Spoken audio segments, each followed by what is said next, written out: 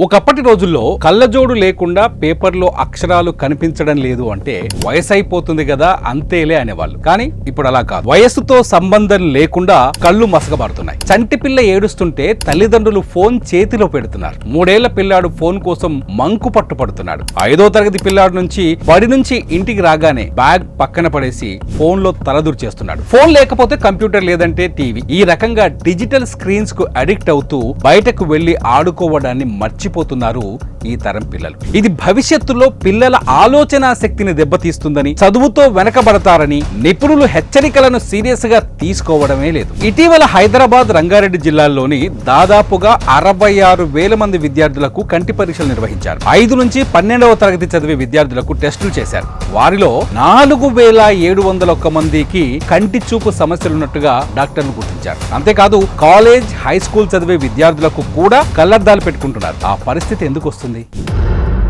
చిన్న పెద్ద అన్న తేడా లేదు.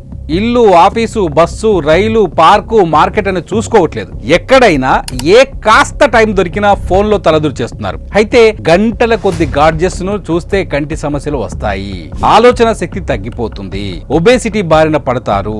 ఒక్కటేమిటి, అనేక అనారోగ్య సమస్యలు వచ్చి పడుతున్నాయంటున్నారు డాక్టర్. ఎక్కువ సమయం స్క్రీన్ చూడటం వల్ల కలిగే అనర్థాల గురించి ఆందోళన వ్యక్తం చేస్తున్నారు. ఇండియన్ అకాడమీ ఫర్ పీడియాట్రిక్స్ ప్రకారం 2 ఏళ్లలోపు పిల్లలు ఎలాంటి స్క్రీన్స్ చూడకూడదు. ఈ రోజుల్లో గాడ్జెట్స్ ను పిల్లలు దూరం చేయడం సాధ్యం కాదు. అందుకే వాళ్ళు చూసే టైంపై నియంత్రణ తీసుకోవాల్సిన అవసరం ఉంది.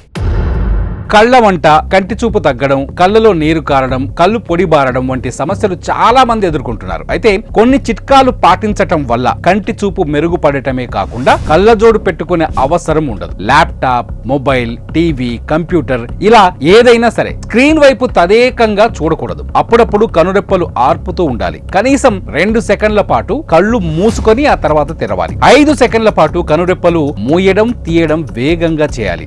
అలా కనీసం రోజులో 5 నుంచి 7 సార్లు చేస్తుంటే కంటికి అలసట తొలగిపోయి కంటి ఆరోగ్యం మెరుగుపడుతుంది. కళ్ళను వృత్తాకారంగా సవ్య దిశలోను, అపసవ్య దిశలోను తిప్పటం వల్ల కంటి చూపు మెరుగవుతుంది.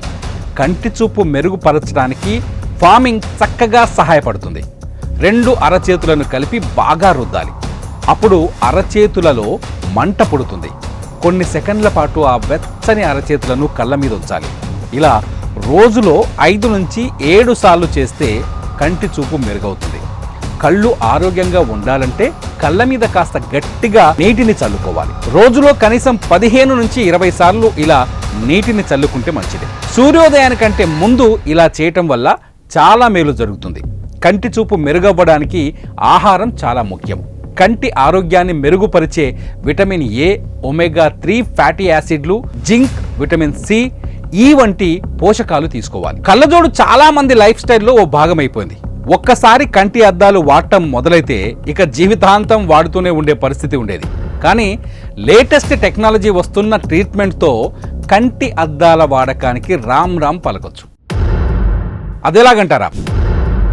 హైదరాబాద్లో మియాపూర్లోని అమెరికన్ లేజర్ కంటి ఆసుపత్రి అద్భుతమైన వైద్యం అందిస్తుంది. కంటి సమస్యకు సంజీవినిలా ట్రీట్మెంట్ అందిస్తుంది. కంటి అద్దాల నుంచి శాశ్వత విముక్తి కలిగిస్తుంది. ఇక మీరు గ్లాసెస్ పెట్టుకునే అవసరమే లేకుండా పోతుంది. కంటికి తాకకుండా, బ్లేడ్ వాడకుండా స్మార్ట్ లేజర్ రోబోటిక్ ట్రీట్మెంట్తో సెట్స్కి సెలవు పెట్టొచ్చు. చంటి పాపను కనుపాపలాగా జాగ్రత్తగా చూసుకోవాలని అంటున్నారు. కంటిని అలక్ష్యం చేస్తే జరిగే నష్టాన్ని రీప్లేస్ చేయలేం. అందుకే కంటి సమస్యతో ఉన్నవారు ఇప్పటికైనా మేల్కోండి. కళ్ళజోడు పెట్టుకునేవారు అమెరికన్ లేజర్ కంటి ఆసుపత్రికి వెళ్ళి కళ్ళజోడుని విసిరికోటండి. సర్వేంద్రియానాం నయనం ప్రధానం అంటారు. మనిషికి అసలైన అందాన్ని ఇచ్చేవి కూడా నయనాలే. అటువంటి అందమైన కళ్ళు కప్పేసే అడ్డుగోడలను లేజర్ ట్రీట్మెంట్తో బద్దలు కొట్టింది.